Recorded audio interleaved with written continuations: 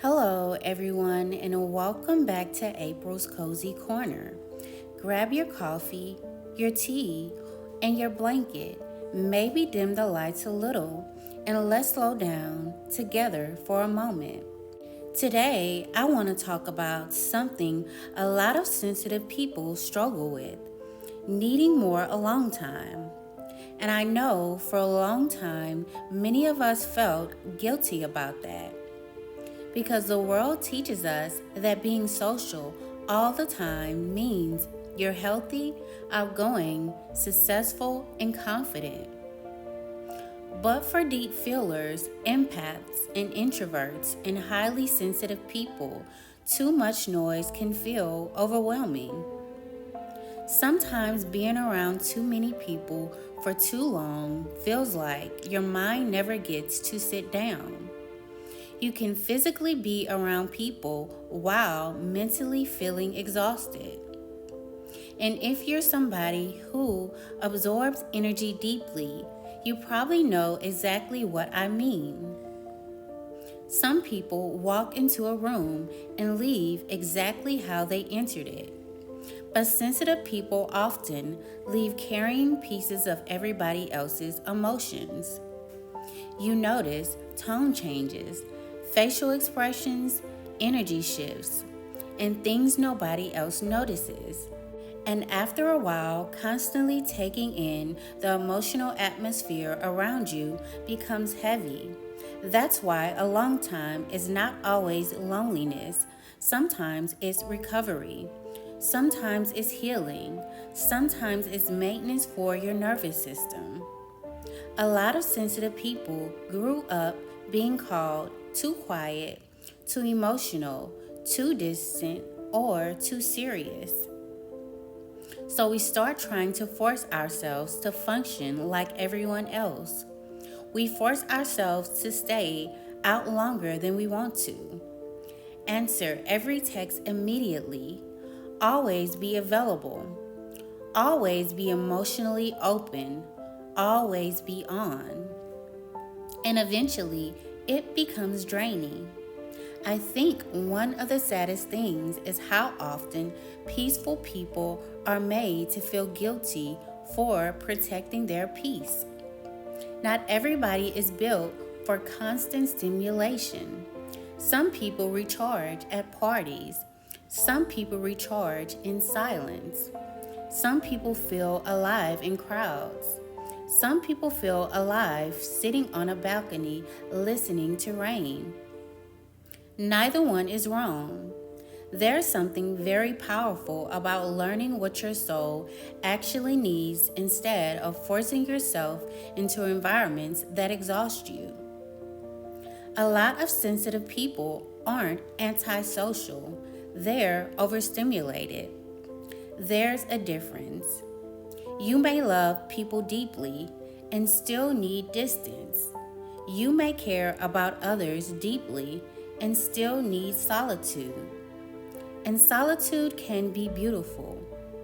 The world makes silence seem empty, but silence is where many people finally hear themselves clearly. When everything gets quiet, you start noticing your real thoughts underneath all the distractions. You notice what actually matters to you, what drains you, what fulfills you, who feels safe, who feels heavy. And I think that's why some people avoid being alone, because silence reveals things. Distractions can hide unhappiness for a while. Noise can cover emotional wounds for a while. But quietness eventually tells the truth. And for sensitive people, a long time often becomes the place where healing starts. That's why some of the most creative, reflective, and emotionally intelligent people spend a lot of alone time. Not because they hate the world, but because they need space to process it. Think about how hard it is to hear your own thoughts when your phone is constantly buzzing, When social media is constantly talking, when everybody has an opinion about who you should be. Sometimes your mind needs stillness.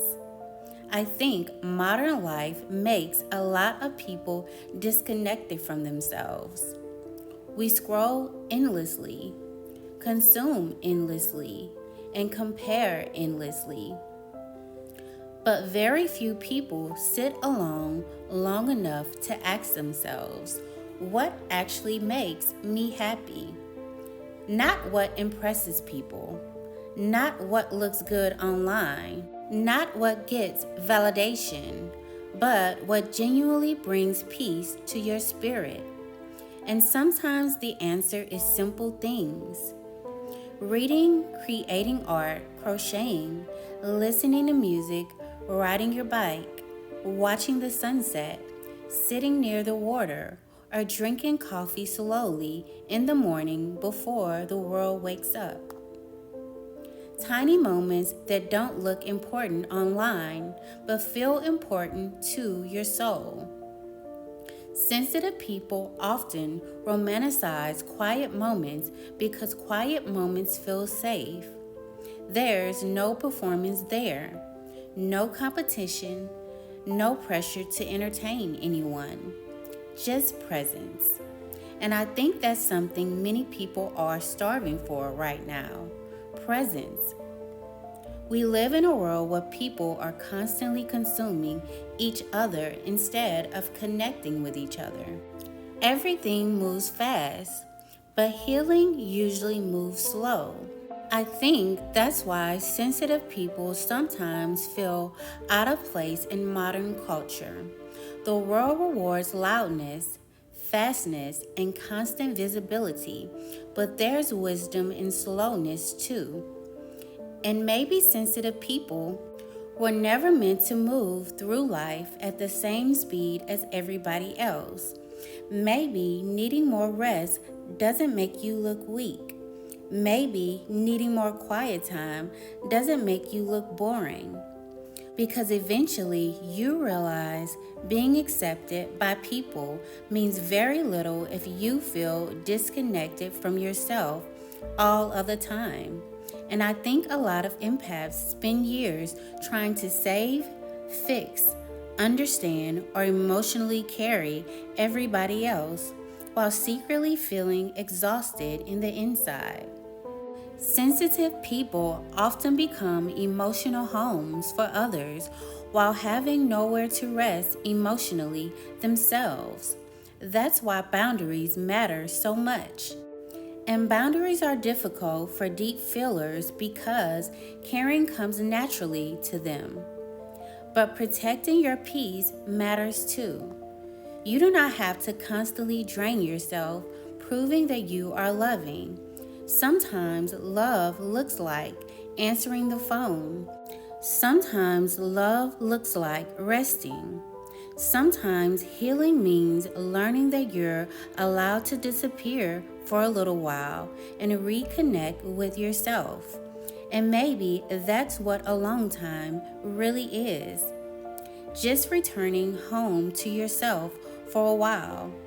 If you've been feeling guilty for needing space lately, this is your reminder that it's okay to slow down.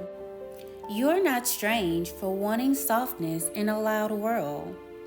Thank you so much for spending this quiet moment with me here in April's Cozy Corner. If this video spoke to you, feel free to like, comment, and subscribe. And you can also find me on Instagram for more cozy and reflective content. Take care of yourself, and I'll see you in the next one.